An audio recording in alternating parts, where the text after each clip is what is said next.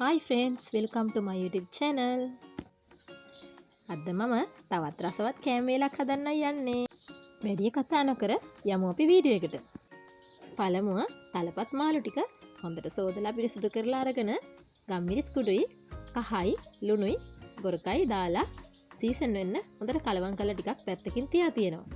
ඊළඟට මම කපාගත්ත බණ්ඩක් කටිකට ලුණු, කරපිංචා, රම්පේ, උළුහල්, කහ මිරිස් කුඩු ස්වල්පයක් 3-5 කුඩු මේ සියල්ල දාලා වෙන පැත්තකින් තියාගන්නවා.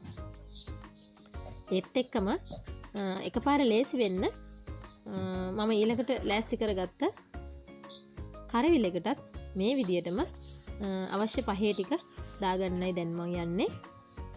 ලුණු, කරපිංචා, රම්පේ, උළුහල් මේකට නම් මම මිරිස් චුට්ටක් වැඩිපුර දාගන්න මොකද මම මස් වගේ මේ කරවිලක උයන්නේ.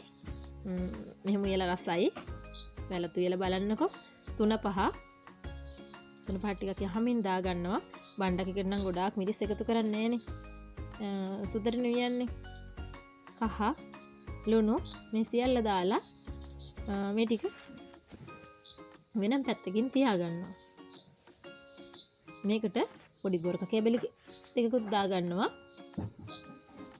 දැන් මම මුලින්ම වාචනයක් ලිපේ තියලා තෙල් චුට්ටක් රත් වෙන්න තියලා මේ කරවිල ටික මෙහෙමම දාලා හොඳින් මිරිස් ටිකත් එක්කම බෙදෙන්න හොඳින් කලවම් කරගන්නවා. හොඳින් කලවම් කරලා ගොඩාක් වතුර දාන්න නැතුව මේ කරවිල තිබුණ භාජනයට පොඩ්ඩක් වතුර දාලා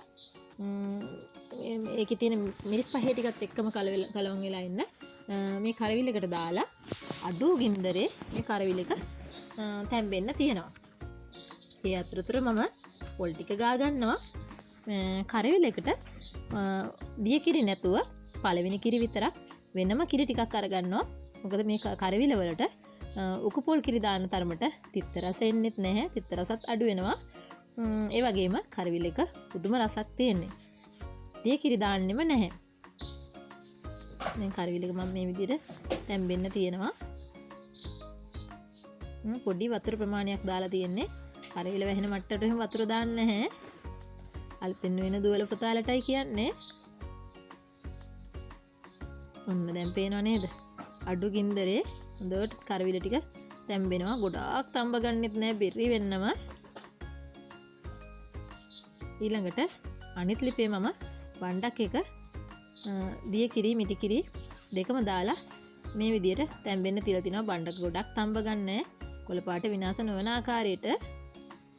දැන් මම කරවිලකට සූදානම් කරගත්ත උකු පොල් කිරි ටික දාගෙන හොඳින් නටවගෙන අඩු ගින්දරේ ආයෙත් තැම්බෙන්න තියෙනවා.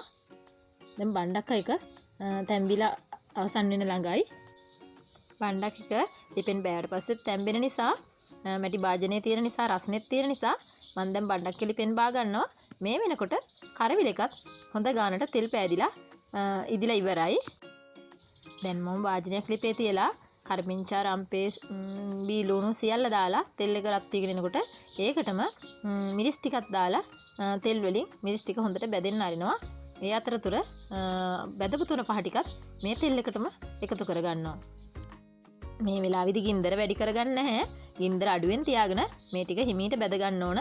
ඊළඟට අපි සීසන් කරගත්ත මාළු ටික මේකට දාලා හොඳින් මේ මිරිස් පහේ ටික කලවම් වෙන්න එකතු වෙන්න මාළු එකට හොඳින් මිශ්‍ර කරගන්නවා.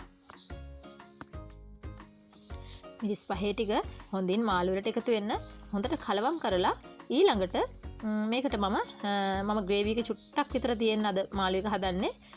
අවශ්‍ය ප්‍රමාණයට වතුර දාගන්නවා. ඔයා හින්දලු වෙනවා නම් ගොඩක් වතුර දාන්න එපා. දැන් ගින්දර වැඩි කරලා උයාගෙන ටිකක් තැම්බීගෙන එනකොට ගින්දර අඩු කරලා හිමීට පිස ගන්නවා. ඒ අතරතුර මම අනිත් ලිපේ මුකුණ වෙන්න මැල්ලුව මම සූදානම් කරගෙන තියෙනවා. ඒකත් මම ටක් ගාලා මලව ගන්නවා. මේ විදිහට තමයි ටක් ගාලා මම කෑම වේල ලෑස්ති කරන්නේ. ඉතින් මම කරවිල මස් වගේ රසට උයලා මුකුණු වෙන්න මැල්ලුම් මලවලා තලපත් මාළු උයලා බණ්ඩක්කා කිරට හදලා අද කෑම වේල මේ විදිහට මම ලෑස්ති කරා. ඔයාලත් හදලා බලන්නකෝ. අලුත් වීඩියෝ එකක් අරගෙන ආයෙත් එන්නම්. මම චමිලා.